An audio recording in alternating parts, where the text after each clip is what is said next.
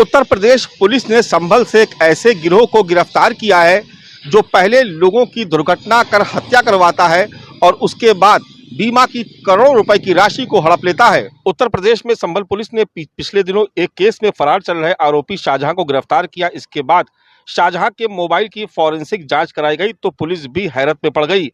पता चला कि ये एक गैंग है जो बीमा पॉलिसी कराकर हत्याओं को अंजाम दे रहा है। अब तक इस गैंग ने 2 जघन्य हत्याओं को अंजाम दिया है और एक अन्य हत्याकांड की साजिश कर रहा था। गिरोह के 2 युवकों ने सलीम और अमन की 2022 और 2023 में हत्या कर उसे दुर्घटना का रूप दिया और करोड़ों रुपए की बीमा राशि का दावा पेश कर दिया। पहले ये युवाओं को टारगेट करते हैं, उसके बाद उनके नाम पर करोड़ों रुपए की बीमा पॉलिसी करवाते हैं, फिर जघन्य तरीके से हत्या कर लाश को गाड़ियों से कुचलवा देते हैं।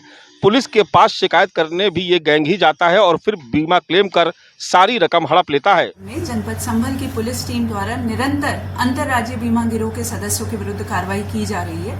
इसी के क्रम में आज जनपदीय पुलिस द्वारा एक ऐसे गिरोह का खुलासा किया जा रहा है जिन्होंने बीमा क्लेम की राशि को हड़पने के लिए अभी तक 2 हत्याओं को एक्सीडेंट का रूप दिखाते हुए कारित किया है और एक हत्या की प्लानिंग इनके द्वारा की जा रही थी।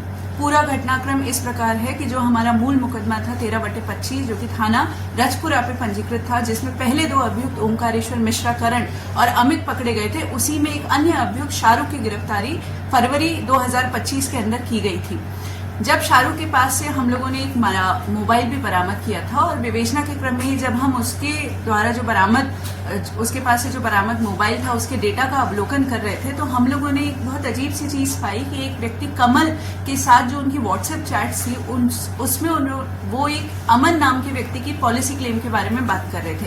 अमन की हम लोगों ने जब देखा तो 7 कुल पॉलिसी थी जिनकी जो कि HDFC, Ergo, ICICI, Lombard, SBI, Aditya Birla इत्यादि कंपनियों की थी और जिसकी कुल वैल्यू 2,70,00,000 थी। अमन की क्लेम की बात चल रही थी। हम लोगों ने ये भी देखा कि उसकी एक FIR जो कि जिसमें कि उसकी मृत्यु एक्सीडेंट से होना दिखाई गई थी, जो कि थाना रहरा जनपद अमरोहा पे मुकदमा पंजीकृत था, वो थी। उसके अलावा FR की जो कॉपी थी वो भी थी। क्लेम के डॉक्यूमेंट्स को जब हम लोगों ने गहनता से देखा तो उसके अंदर PM रिपोर्ट और पंचनामा भी संलग्न था और PM रिपोर्ट को जब देखा गया तो अमन के शरीर पे एक्सीडेंट की चोट दिखाने के बावजूद पूरे शरीर पे कहीं पे भी कोई खरोच भी नहीं थी और मात्र सर पे 4 बड़ी इंजरीज थी, जिसमें 2 चोटें 3/5 सेंटीमीटर की बोन डीप इंजरीज थी। हमें इस बात का संदेह हो गया क्योंकि हम बीमा गिरोह पे लगातार काम कर रहे थे कि ये एक एक्सीडेंट ना होकर एक सुनियोजित हत्या हो सकती है।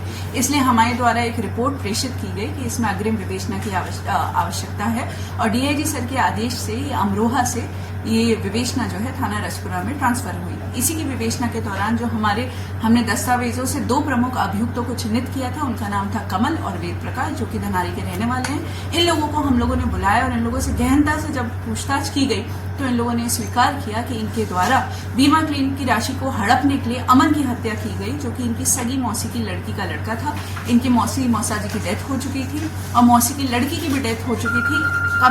अमन जो व्यक्ति था वो एक तरीके से अनाथ था और उसका कोई भी आगे पीछे नहीं था, तो इसलिए इन्होंने अपने अन्य साथी, इसमें एक सुनील नाम का व्यक्ति है जो कि थाना रजपुरा के हिरोनी का रहने वाला है और इसमें इनका आप कह सकते हैं लिखा पढ़ी में मुंशी था, वो बीमा की पॉलिसी की बहुत अच्छे से जानकारी रखता था। इनके अन्य साथी ओम प्रकाश प्रेम शंकर थे जिन्होंने इनको आइडिया दिया था किस तरीके से हत्या करनी है, जो कि धनारी के रहने वाले निर्देश और उसके जो सगे मामा हैं उदय भान, वो भी इसके अंदर इनके साथ घटना में शामिल थे।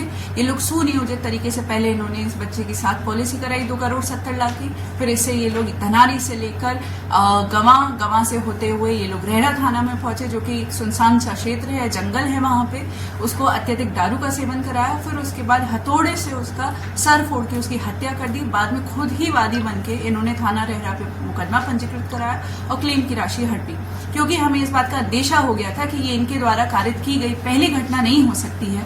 तो इनसे गहनता से और पूछताछ की गई। उन्होंने पूछताछ में फिर से कबूला कि इन्होंने एक अन्य व्यक्ति सलीम, उसी की भी बिल्कुल इस तरीके से हत्या करी थी, जिसकी हत्या में एक बाबू नाम का शख्स भी शामिल था। सलीम भी इसी तरीके से नवयुवक था, जवान था, उसके भी पहले हथौड़े से सर फोड़ के थाना रहरा क्षेत्र में ही हत्या की गई और उसके ऊपर गाड़ी चढ़ा दी गई, ये दिखाने के लिए कि उसकी हत्या, उसकी जो मृत्यु है वो भी एक्सीडेंट में हुई है। सलीम की मृत्यु से ये लोग 78 लाख रुपए का क्लेम ऑलरेडी पा चुके थे।